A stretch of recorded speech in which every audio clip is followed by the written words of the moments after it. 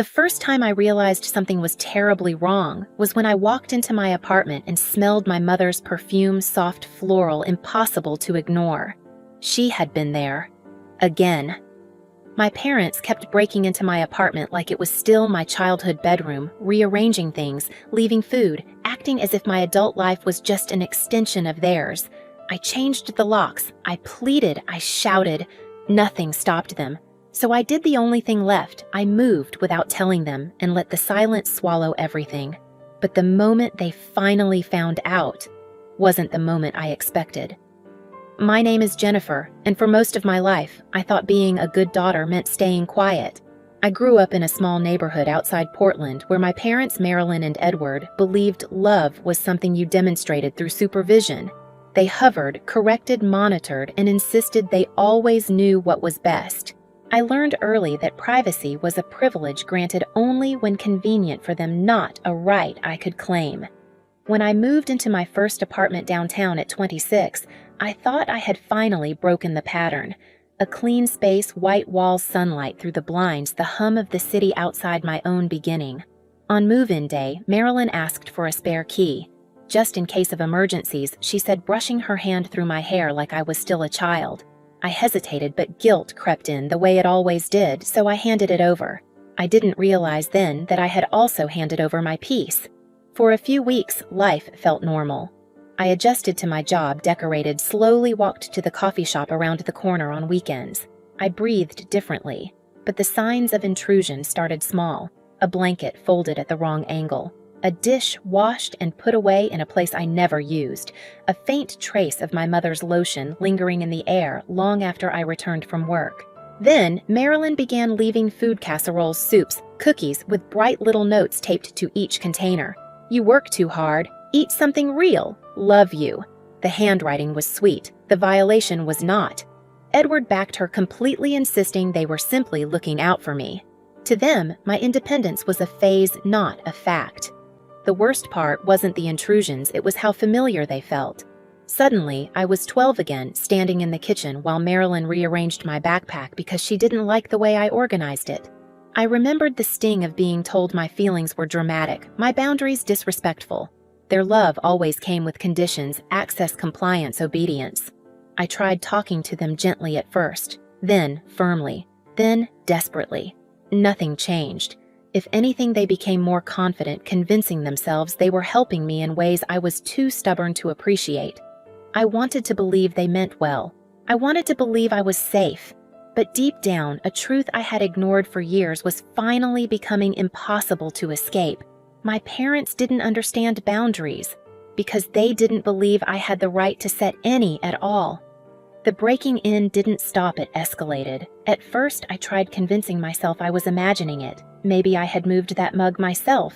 Maybe I'd forgotten to close the cabinet. But denial only works until the truth becomes too obvious to ignore. One Wednesday evening, I came home to find my laundry neatly folded on my bed. Socks, paired shirts, smoothed everything, arranged with the kind of domestic precision only my mother possessed. My chest tightened. I hadn't done laundry in a week. I called Marilyn immediately. "Were you in my apartment today?" She didn't even hesitate. "Of course, honey. Your hamper was overflowing. I couldn't leave it like that. You can't just come in whenever you want. Jennifer, don't be ridiculous. You were at work. It's not like you were using the place." That sentence. "It's not like you were using the place" hit me harder than I expected, as if my home wasn't mine unless I was physically inside it, as if my existence only counted when it was convenient for her. A few days later, I found my fridge rearranged and stocked with groceries I never bought. Healthy meals, meal-prepped containers, vegetables washed and cut. Most people would consider it sweet. To me, it felt like someone had replaced my lungs with sand. Then came Lily. I walked into my bathroom early one morning and saw a bottle of luxury shampoo sitting on the shelf. Bright purple. Salon only. Definitely not mine. I froze. Lily used that brand? I called her, my voice tense. "Hey, did you stay at my place?" A pause. "Yeah, Mom said it was fine. I had a late shift and didn't want to drive home. She doesn't live here. You should have asked me. I mean, you weren't home." What's the big deal? There it was again. The same dismissiveness Marilyn wielded with expert precision. My space didn't matter. My consent didn't matter. My feelings didn't matter. I drove to my parents' house that afternoon, ready to finally demand the key back. But the moment I stepped inside, the familiar scent of pot roast and the soft clinking of dishes pulled me back into old habits: obedience, guilt, silence. Marilyn acted wounded. Edward said I was paranoid, and Lily avoided my eyes. I left with nothing resolved and a tightening in my stomach that felt dangerously close to despair. Still, I tried again. I changed the locks, told myself that was it, problem solved. 2 weeks passed quietly, almost peacefully. I started to hope they had finally understood, but hope is fragile around people who refuse to see you. One Thursday evening, I opened my door and stopped cold. Sitting on my couch, comfortable, calm, sipping tea as if she owned the place, was Marilyn. She held up a shiny new key, smiling like she was sharing good news. "I called your landlord," she said. "He gave me this. I needed access in case of emergencies." Something inside me cracked. Not loudly, not dramatically. Quietly, the way ice breaks under too much pressure. I changed the locks again. But this time, it wasn't just the locks that changed. Something in me did too. I thought nothing could surprise me anymore. I was wrong. 3 weeks after the landlord incident, I came home and noticed my living room window cracked open. A soft breeze pushed the curtains inward. The screen lay on the floor like someone had ripped it out in a hurry. At first, I thought maybe it had fallen. Maybe the wind was strong. Maybe anything except the truth forming like a knot in my throat. Then I saw the casserole on my counter, still warm, covered neatly with foil, a sticky note on top in my mother's handwriting: "You're not eating enough." My stomach dropped. There was only one explanation. I called Marilyn, voice shaking. "Did you climb up to my window, Silence?" Then an almost offended scoff. "Well, your door was locked. What else was I supposed to do? I made you dinner. You climbed a trellis to break into my apartment." Don't be dramatic, Jennifer. If you would stop changing the locks like some rebellious teenager, I wouldn't have to. I pressed my hand to my forehead. "This is illegal. This is motherhood," she corrected. When I called Edward, hoping he'd understand, he sighed as if I were the unreasonable one. "She worries about you. Just give us a key. You're making this harder than it has to be." I hung up before my anger spilled into something I couldn't take back. It was no longer about food or laundry or even the key. It was the fact they felt entitled to every corner of my life, entitled to override every boundary I set, entitled to treat me like property. That night, lying awake with the window locked and curtains drawn tight, I realized something terrifying. I could change the locks 100 times and they'd find another way in. A landlord, a window, a trellis. They didn't believe I deserved privacy. And as long as they knew where I lived, they would keep proving it. The only way to restore my peace was to become unreachable. The next morning, I toured a building in the Pearl District, a tall, modern tower with a doorman named Victor who scanned every guest, every package, every unfamiliar face. Every detail of the place whispered one thing: I desperately needed safety. I signed the lease that afternoon. For 2 weeks, I packed silently. No posts on social media, no moving truck parked outside. Just Sophie and Rachel carrying boxes down the stairs one by one, whispering encouragement like soldiers helping me escape a war I'd been pretending wasn't happening. By sunset, my old apartment was empty, every trace of me gone. I wiped the counters, turned off the lights, and stood in the doorway one last time. Not sad, not nostalgic, just done. I dropped the keys into the landlord's mailbox and walked away without looking back. They thought they could enter my life whenever they wanted. Soon they were going to learn what it felt like when I finally shut the door. For the first 2 days after I moved, my phone buzzed nonstop. Missed calls, texts, voicemails. At first, they were casual check-ins. "How's your day? Call us when you're free," the kind of messages that pretended everything was normal. By day 3, the tone shifted. Shorter, sharper. "Jennifer, answer your mother. This isn't funny. Call us immediately." I didn't respond. Silence, I realized, was the only language they didn't know how to manipulate. On the fourth day, the notifications stopped altogether. My phone sat quiet on my new kitchen counter, a tiny island of peace in a life that had felt invaded for so long. I made tea. I unpacked. I arranged my books on the shelf in an order that only I would touch. Victor nodded at me each morning as I passed through the lobby, offering a polite "good afternoon, miss," with the respectful distance my parents had never mastered. For the first time in months, I felt like my breath reached all the way into my lungs. But calm never holds forever. On the sixth day, my phone erupted again, 20 missed calls in a row. My stomach tightened. I forced myself not to answer. Then, another call came through, and this time, the preview of the voicemail caught my eye. "Jennifer, your apartment. Everything's gone. Where are you?" I paused my breathing. They were at my old apartment. I walked to the window, gripping my phone so tightly my knuckles turned white. I imagined it, the empty living room, the stripped shelves, the bare floors. My parents standing in the doorway, confronted not just with absence, but with the reality they had created themselves. Another voicemail came. Marilyn's voice was shrill, breaking. "Oh God, Jennifer, did someone take you? Your things are gone. The place is empty. Please, please, call us, sweetheart." I closed my eyes. This wasn't satisfaction. Not exactly, but it was a shift, a balance tipping. They weren't in control anymore. I let another day pass, then another. On the third day, I finally called them back. Marilyn answered so quickly I didn't even hear the first ring. "Jennifer, Jennifer, where are you? What is going on?" "We went to your apartment and it was empty. Do you hear me?" "Empty?" I kept my voice steady. "Why were you at my apartment?" A stunned silence crackled through the line. Edward's voice burst in sharp with accusation.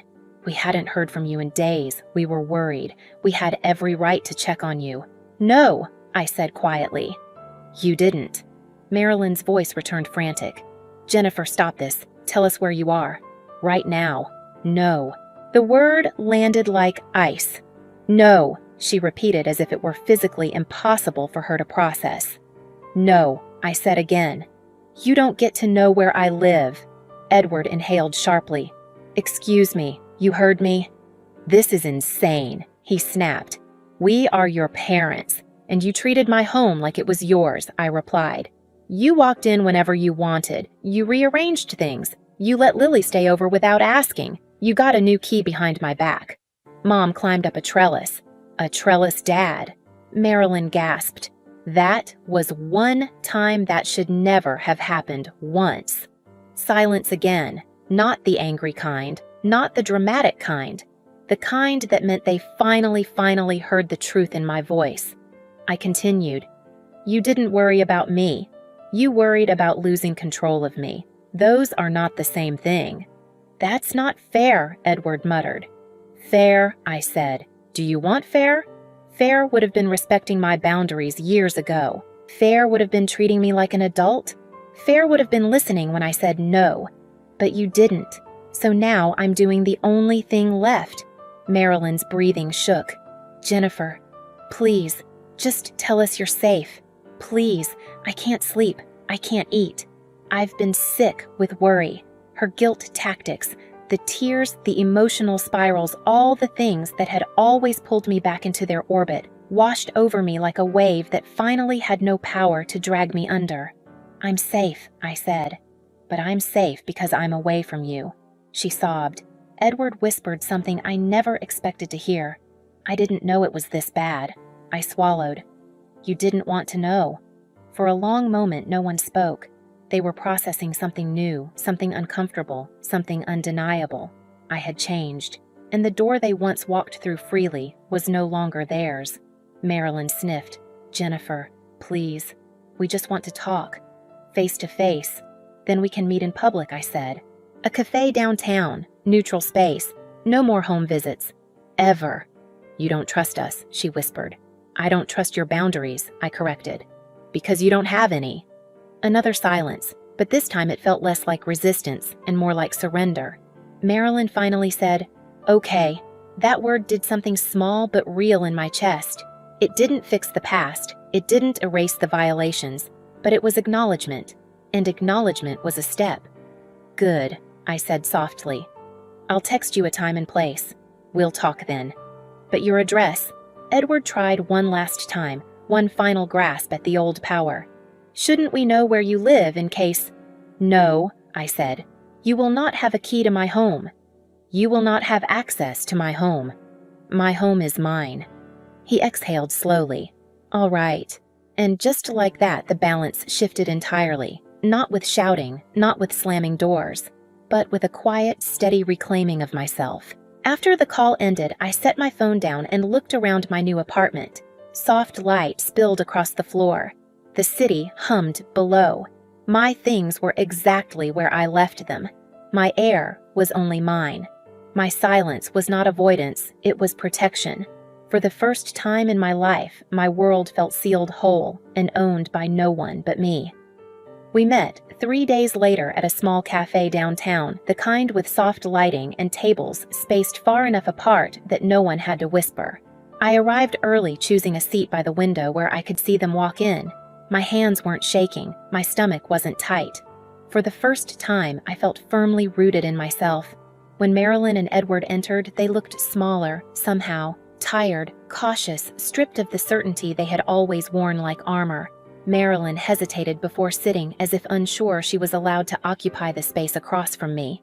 The conversation began quietly, no accusations, no tears. Just halting sentences and long pauses. Marilyn admitted she hadn't understood how suffocating her actions were. Edward said he thought he was protecting me, but now realized he had been protecting a version of me that no longer existed. I didn't rush to make them feel better. I didn't smooth over the discomfort. I simply told the truth: I need boundaries if we're going to have any kind of relationship. They both nodded, slow, reluctant, but sincere. We made an agreement. We would meet in public for now. No surprise visits, no keys, no access to my home. Respect goes both ways, and trust can only be rebuilt, not demanded. When we parted, Marilyn hugged me gently, carefully, as if she finally understood I wasn't something she could hold too tightly. Edward whispered, "We'll try," and for once, I believed him. I walked back to my new apartment with a lightness I hadn't felt in years. The lobby was quiet. Victor greeted me with his usual nod. And as I closed the door behind me, locking it with keys that belonged only to me, I realized something simple and profound. Peace isn't something you find. It's something you protect. Looking back, I used to think love meant allowing everything, even the things that hurt. Now I know love without boundaries isn't love at all. It's ownership.